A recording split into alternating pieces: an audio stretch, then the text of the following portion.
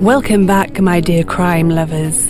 This is a new episode of the History of the American Mafia, a series brought to you, a podcast by Fabio Fabiano, and translated and read by me, Grace Carlisi. I hope you enjoy today's episode. Today we're going to talk about the good killers, and this is part 1. There will also be a part 2, so stay tuned. In the history of the American Mafia, the sinister fame of the criminal organization called the Good Killers lives till today. The gang was composed in the 20s of the last century by Mafia immigrants from the Bonventre and Magaddino families from Castellammare del Golfo in Sicily, and by their allies Stefano Magaddino, his brother-in-law Bartolo Di Gregorio, Vito Bonventre, Giuseppe Lombardi, Mariano Galante, whose family was related to Magaddino's, and Francesco Puma. The gang had been in a constant state of war for a decade and a half. The name of the secret coterie was first published in the New York Times on August the 17th, 1921. But let's start from the beginning of our story, back in time to August the 8th of that same year.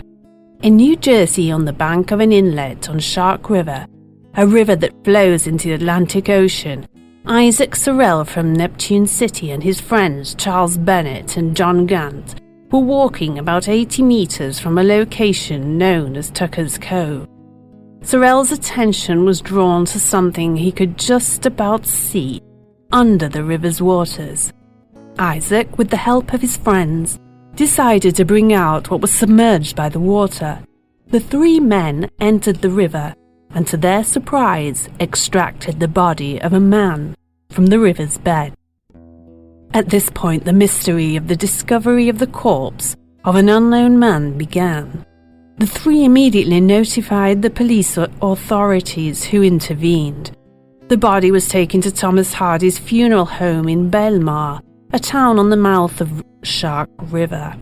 There, the coroners carried out the autopsy. It was ascertained that the victim was probably an Italian, about 25 years of age, and had been in the water for about 2 weeks. During the autopsy examination, the coroners extracted a series of buckshots from a wound on the left side of the body.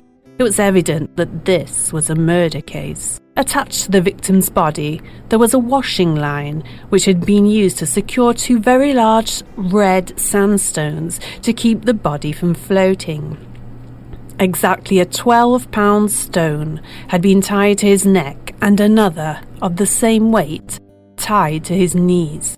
A decisive element necessary to determine the identity of the body was the discovery in one of his coat pockets of an envelope addressed to Cayazza, 44 12th Street, New York City.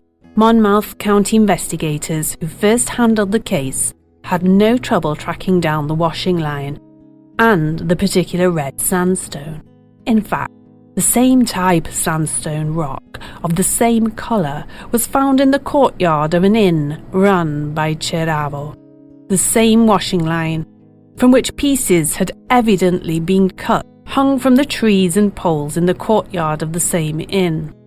Coincidentally, the New York police on the 1st of August opened proceedings regarding the disappearance of Camilo Cayazza. 2 of Cayazza's relatives, Julius Cayetta of New York City and Paul LaDonna of Elizabeth, New Jersey, were called to identify the body. The 2 witnesses, after seeing the body, confirmed that the man extracted from the river was their relative, Camilo Cayazza, the manager of the so-called inn, which actually was a brothel. Located in the nearby Ashbury was Salvatore Ceravo, also known as Salvatore Ros, who, not having answered the inquirer's questions on the morning of the 12th of August, was arrested and taken to prison as a reticent witness to the murder of Camilo Cayazza. As the New Jersey police set out about figuring Ceravo's role in the Cayazza murder case, another Italian, Bartolo Fontana, walked into the New York police headquarters.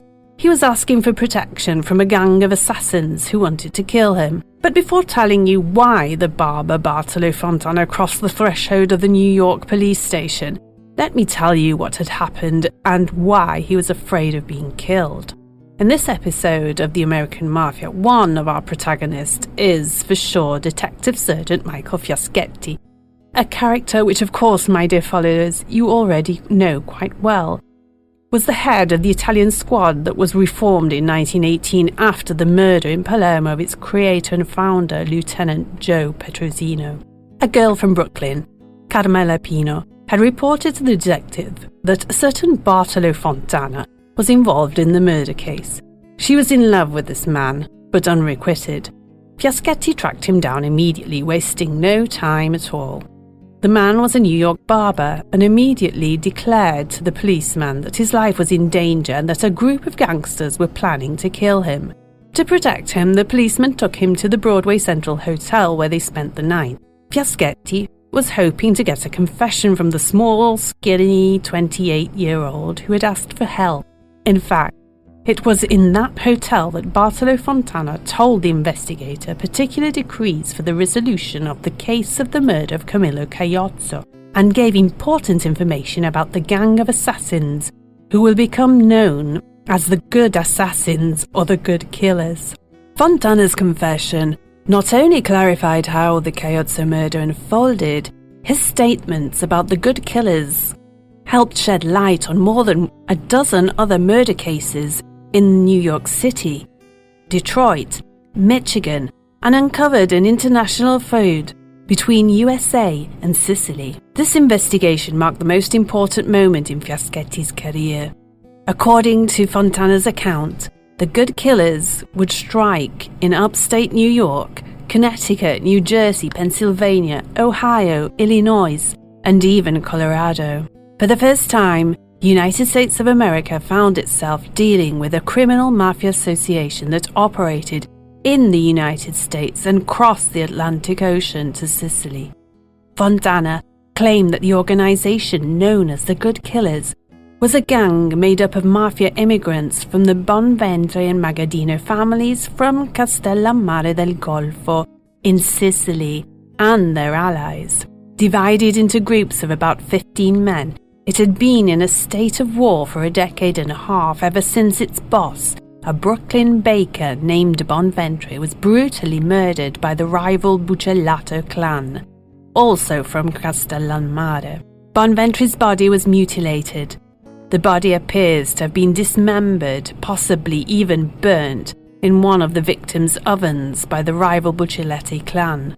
The feud, which I will talk about later, began in Sicily 15 years earlier and intensified in the USA with the aforementioned homicide of its boss Bonventre. The war between the two criminal factions was waged on both sides of the Atlantic, in Sicily as well as in cities in the United States such as New York and Detroit, where a significant presence of immigrants from Castellammare were registered. The police departments from the various cities involved and the press did not get to the bottom of the complex, interlinked series of historical murders that may have been going on for so long. Unfortunately, today it is impossible to establish with a certain degree what had happened and the motive for this bloody mafia war. In an attempt to understand the dynamics of the chain of murders, I will now take you back in time to Sicily. Precisely, let's return to Castellammare del Golfo. The Bucellatas committed an obedience to the detriment of a cattle owner where one of the Magaddino used to plough the fields. Following this cattle theft, a feud with multiple murders broke out.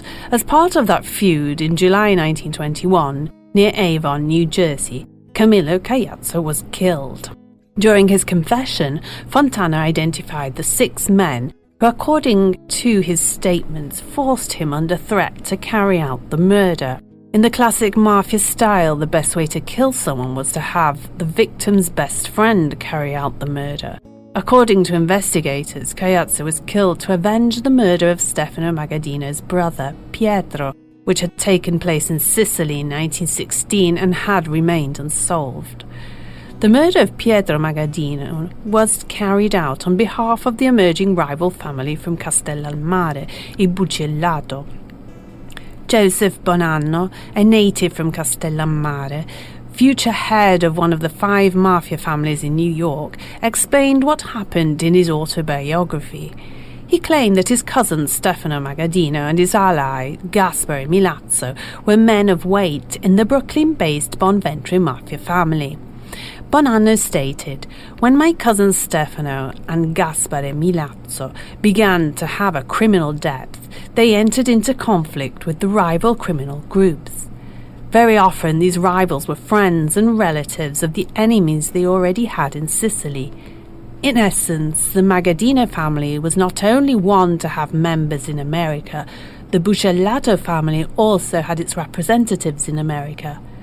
They were bitter enemies in Castellammare, and bitter enemies remained in Brooklyn." Fontana began to associate with the organization probably around 1913 or 1914, when he lived with a group of immigrants from Castellammare who lived in Detroit, in Michigan, and called himself Bartolomeo Fontana. It seems unlikely that he ever became a full member of the Good Killers. Fontana reported that he was aware of the hatred towards the Bucellato clan. Fearing that they were connected to the murders, the Good Killers forced some young immigrants to carry out assassinations or even paid the crossing from Sicily to America to men who would later commit the murders of components of their rival criminal organizations. Fontana added, "For those who committed the murders came to a bad end. In fact, the Good Killers would then eliminate the assassins." A group of the Good Killers moved from Detroit to Brooklyn, and Fontana followed them. The barber provided Fiaschetti with details of 15 murders committed by the gang, and what he had been ordered to commit under threat. He provided the names of 6 leaders of the Good Killers, who had forced him to kill his childhood friend Cayazza. 3 of the leaders lived on Roebling Street in Brooklyn. They were Stefano Magaddino, of 29 years of age, Magaddino's brother-in-law Bartolo Di Gregorio, who's 32, and Vito Bonventre, who's 46. The other 3 were all from Manhattan. Giuseppe Lombardi was 41 and lived in Elizabeth Street, Mariano Galante, who was 27 and lived in Orchard Street, and Francesco Puma, who was 35, lived in East 12th Street. This is the end of part 1. Stay tuned because the story continues.